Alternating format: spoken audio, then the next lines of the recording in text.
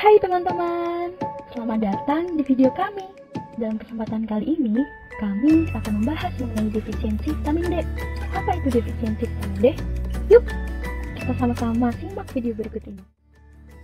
Vitamin D merupakan salah satu mikronutrien yang bersifat larut dalam lemak yang berperan dalam metabolisme kalsium dan fosfat, homeostasis kalsium, kesehatan vaskuler, diferensiasi dan proliferasi sel. Vitamin D berperan penting untuk kesehatan tulang. Vitamin D juga mempunyai peran dalam sistem imun, otot rangka, jaringan adiposa, metabolisme glukosa, sistem kardiovaskuler, fungsi neurokognitif, modulasi proliferasi sel, dan sistem reproduksi. Indonesia merupakan negara tropis yang dilalui oleh garis khatulistiwa dengan intensitas paparan sinar matahari yang tinggi. Namun, prevalensi defisiensi vitamin D masih cukup tinggi di negara Indonesia. Dari beberapa penelitian yang ada, prevalensi defisiensi vitamin D pada wanita berusia 45-55 tahun adalah sekitar 50%. Selain itu, berdasarkan penelitian kolaborasi antara Indonesia dan Malaysia yang dilakukan oleh Green dan kawan-kawan, menunjukkan bahwa rata-rata konsentrasi serum vitamin D25OH serta penelitian sebesar 48 nmol/L, dan prevalensi defisiensi vitamin D di Indonesia sebesar 63%. Berdasarkan studi yang dilakukan di Indonesia dan Malaysia, dapat disimpulkan bahwa orang yang tinggal di dekat garis ekuator atau negara tropis tidak menjanjikan kecukupan vitamin D dalam tubuh. Permasalahan kekurangan asupan vitamin D juga masih tinggi pada nelayan di Mataram. Dilihat dari konsumsi ikan sebagai sumber vitamin D tidak cukup untuk memenuhi target asupan vitamin D.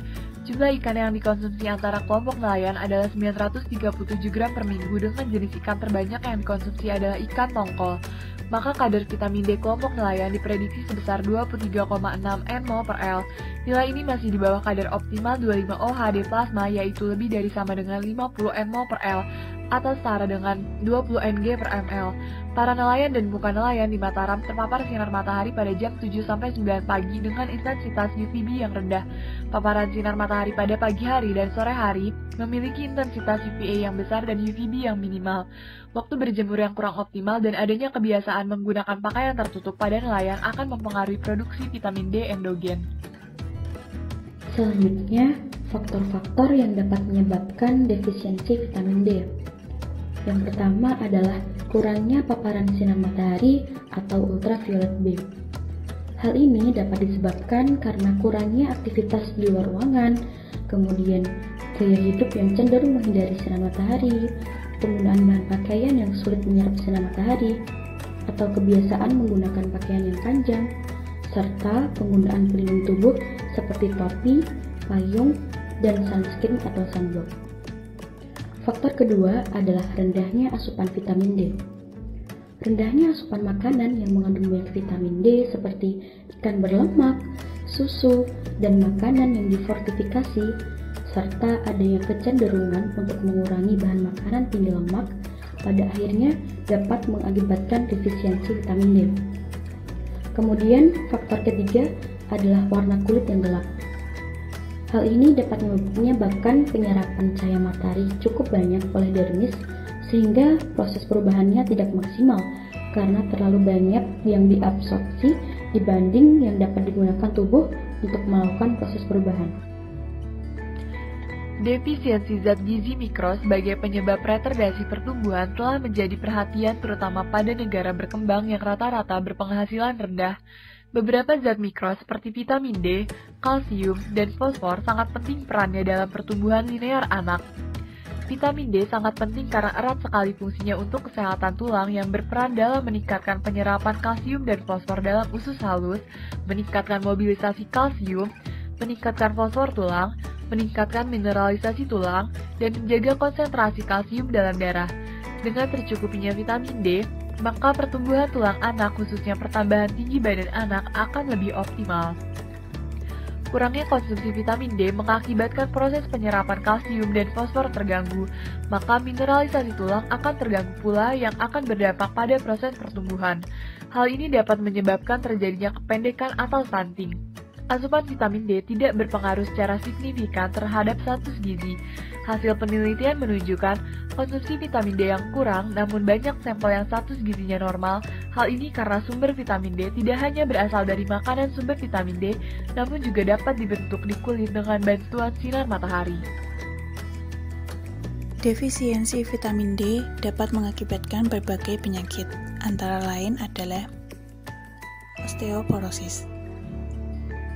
Osteoporosis dikaitkan dengan defisiensi vitamin D yang mengakibatkan penekanan absorpsi kalsium pada usus dan gangguan keseimbangan kalsium yang menyebabkan rendahnya kandungan mineral dan massa jenis tulang. Yang kedua, rakitis. Pada anak-anak dengan defisiensi vitamin D dapat ditemukan rickettsia, yaitu kelainan tulang yang disebabkan oleh defisiensi vitamin D, kalsium, dan folat. Kekurangan vitamin D pada anak-anak dapat menyebabkan terjadinya defek pada tulang yang akan menyebabkan rakitis. Yang ketiga, kelemahan otot. Defisiensi vitamin D meningkatkan risiko kelemahan otot dan jatuh.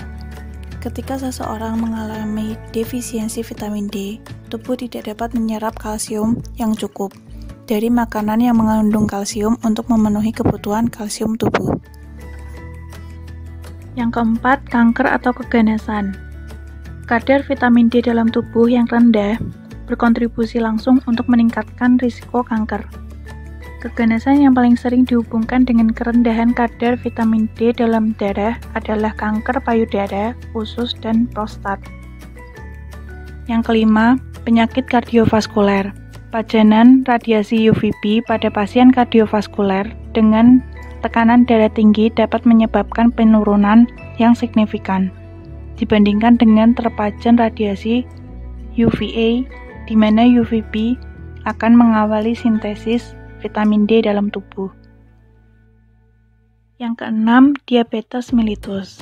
Keadaan defisiensi vitamin D akan menyebabkan penurunan sekresi insulin.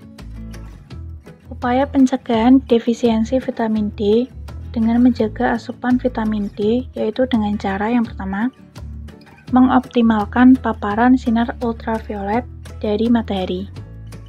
Waktu yang baik untuk berjemur di bawah sinar matahari yaitu mulai pukul 11 sampai 2 siang ketika sinar UVB memuncak dan relatif stabil. Untuk menjaga kadar vitamin D dalam tubuh tetap tercukupi, minimal 20% permukaan kulit harus terpapar sinar matahari secara langsung, tanpa terhalang pakaian atau tabir surya. Yang kedua, memastikan kecukupan bahan vitamin D dalam menu makanan sehari-hari. Vitamin D yang berasal dari makanan dapat dibedakan menjadi 3 sumber, yaitu yang pertama, sumber asli yang diantaranya adalah ikan salmon, ikan makarel, ikan tuna, minyak hati ikan kod, jamur, dan kuning telur. Yang kedua, ASI. Yang ketiga, suplemen vitamin D. Selain itu, juga terdapat makanan-makanan yang difortifikasi dengan vitamin D untuk meningkatkan asupan vitamin D lebih adekuat lagi, yaitu seperti mentega, sereal, susu, jus jeruk, keju, dan makanan bayi. Yang ketiga, mengatasi penghambat penyerapan vitamin D. Yang pertama, jangan takut dengan sinar matahari. Yang kedua, peningkatan melanin di kulit akibat penuaan. Ketiga, waspada gangguan biosintesis di hepar dan di ginjal. Yang keempat, jangan diet berlebihan. Yang kelima, cegah obesitas. Yang keenam, atasi gangguan penyerapan lemak. Yang ketujuh, waspada peningkatan kebutuhan pada ibu hamil dan menyusui. Dalam mengatasi permasalahan defisiensi vitamin D, diperlukannya beberapa upaya penanggulangan. Yang pertama, dengan screening pemeriksaan vitamin D. Kekurangan vitamin D adalah penyakit yang sulit dideteksi atau biasa disebut sebagai silent disease. Tidak ada gejala spesifik yang menyertai kondisi kekurangan vitamin D. Status vitamin D dapat diketahui dengan pemeriksaan vitamin D25OH total. Pemeriksaan vitamin D25OH total penting untuk dilakukan terutama oleh individu dengan risiko tinggi kekurangan vitamin D, seperti mendapat sedikit paparan sinar matahari atau aktivitas lebih banyak dalam ruangan, berusia lanjut 60 tahun atau lebih, mendapat terapi osteoporosis, terbiasa menggunakan sunscreen atau pakaian tertutup, obesitas, dan mengalami gangguan hati atau ginjal. Dengan mengetahui status vitamin D seseorang, maka kondisi kekurangan vitamin D dapat diatasi segera. Yang kedua yaitu dengan suplementasi vitamin D. Anak Indonesia hanya mengonsumsi sedikit makanan yang kaya vitamin D. Salah satu yang dianjurkan untuk mengurangi angka defisiensi vitamin D yaitu pemberian suplemen vitamin D untuk bayi berusia 0-12 bulan sebanyak 400 IU per hari. Suplementasi vitamin D untuk anak lebih dari 12 bulan sebanyak 600 IU per hari, dan anak dengan riwayat defisiensi vitamin D yang disertai gejala harus diberikan suplementasi. Dari beberapa materi yang telah kami sampaikan, dapat diambil kesimpulan bahwa vitamin D ini memiliki peran penting untuk kesehatan. Dan jika kita kekurangan asupan vitamin D, maka akan menyebabkan yang namanya defisiensi vitamin D, yang mana akan menyebabkan berbagai permasalahan gizi serta kesehatan seperti stunting, kemudian penyakit kanker, kardiovaskuler, dan lain sebagainya. Oleh karenanya, teman-teman, jangan sampai ya kekurangan asupan vitamin D. Baiklah teman-teman, kiranya cukup sekian materi yang dapat kami sampaikan. Terima kasih untuk teman-teman yang telah menyaksikan video kami dari awal sampai akhir. Dan jangan lupa untuk like, komen, dan share video kami ya. Sampai jumpa di video kami yang berikutnya. Bye!